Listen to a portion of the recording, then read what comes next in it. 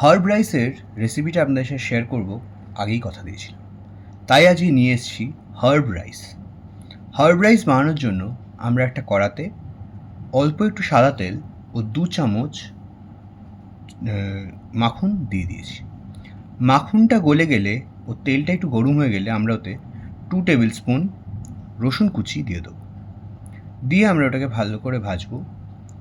দেখবো যাতে রসুনটা লালচে না হয়ে যায়, আবার রসুনের যে কাঁচা গন্ধটা আছে সেটাও চলে যায়। এই রসুনটা একটু ভাজা ভাজা হয়ে গেলে আমরা ওতে ট্রায়াঙ্গেল করে কেটে রাখা বেল পেপারগুলো দিয়ে দেবো। আমরা এখানে 3 রকম কালারেরই বেল পেপার ইউজ করেছি। ওগুলো একটু সটে হয়ে গেলে আমরা ওতে দেবো পার্সলে পাতা ও ধনে পাতা।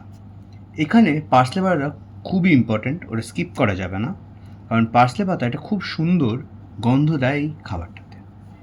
তারপরে আমরা দেবো ওতে অরিগ্যানো ও মিক্স হার্বস।